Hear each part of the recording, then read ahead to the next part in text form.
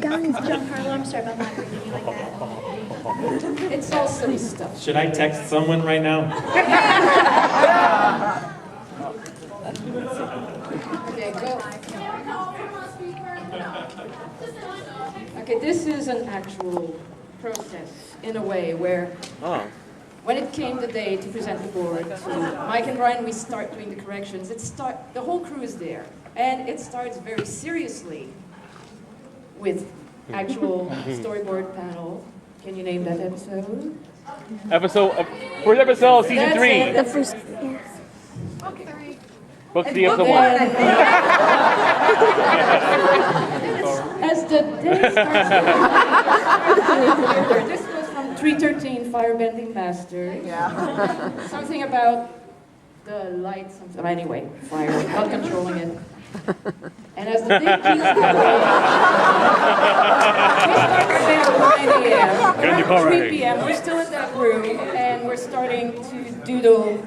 Still haven't talked about different things. Now, this is done in the meeting room.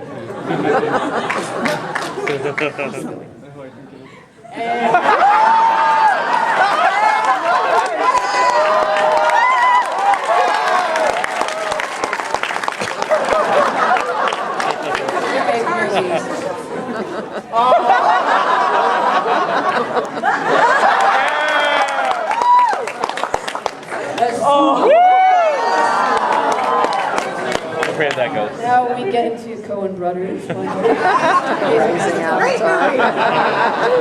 It's about 6 p.m.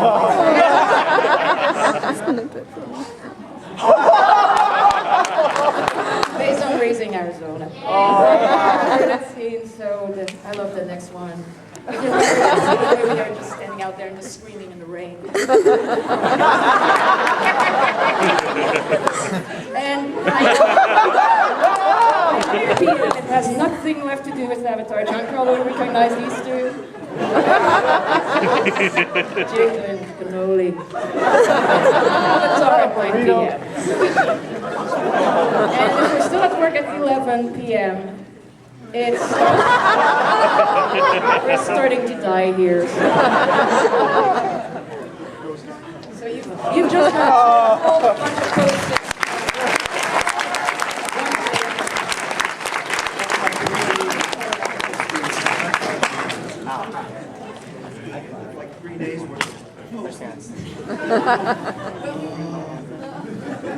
Well, we went to what?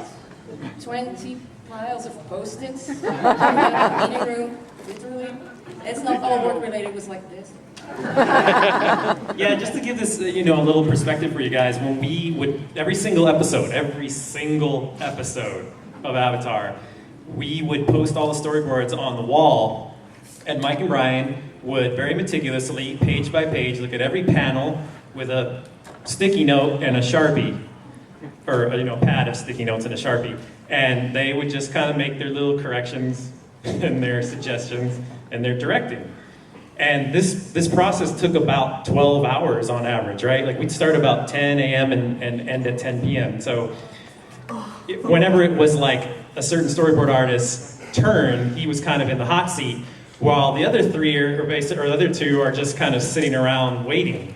So they would do a lot of these sketches to kind of pass the time. Some of I swear we made like 2 or 3 different shows while simultaneously making Avatar.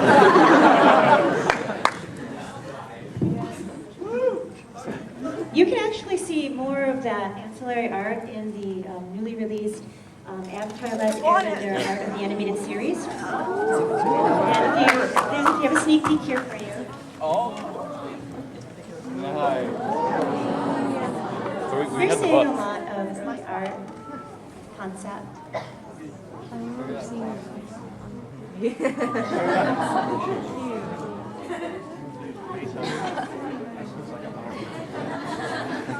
This book, sorry. Stop me if I'm talking too much. But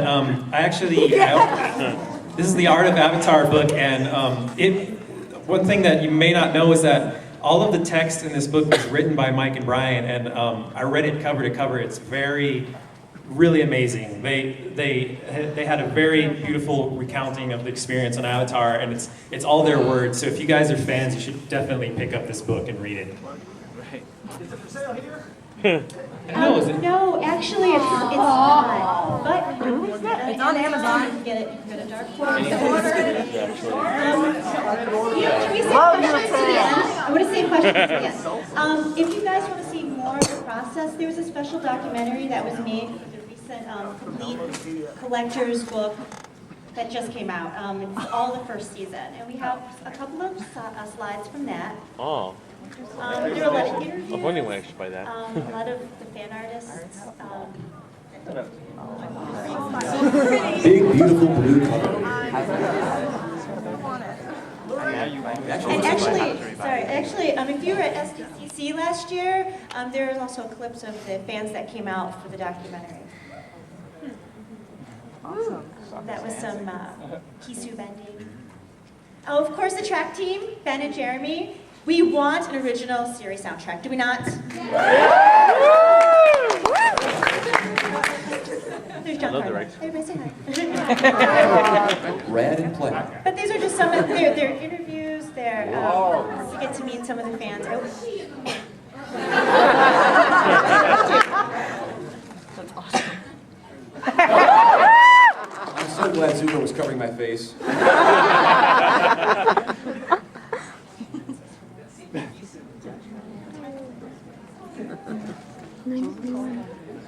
Okay. All right, so we have a lot of fan artists in this room. How many of you know Rough Tune? And that would be Joe and Matt. Joe and Matt is sort of like my favorite in the fan community because she went from fan artist to actually working on the series. So, I mean, she kind of had the weight of the fandom on her shoulders when she started third season. But at the same time, she was doing this really cool alternative universe comic called Water Tribe. How many of you are familiar with these? You want to tell us a bit about it? Just a little bit to wet the whistle. It almost started as a joke between a few friends of ours who are just having a lot of fun with Zhao. What can I say? He's fun to mess up with.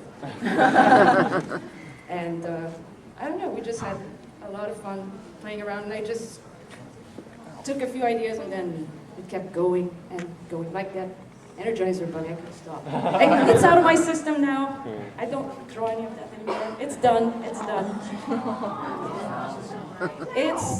I did do a few copies that I published, and some of it were given away, some of it were used to raise money for charities. I didn't make a cent. If you'd like to check it out, you can go to noselfcontrol.com. It's there in its entirety.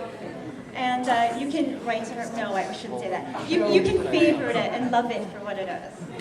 It's 472 pages. Yeah, so you know. 400. Well, that's only 400. No, it's not.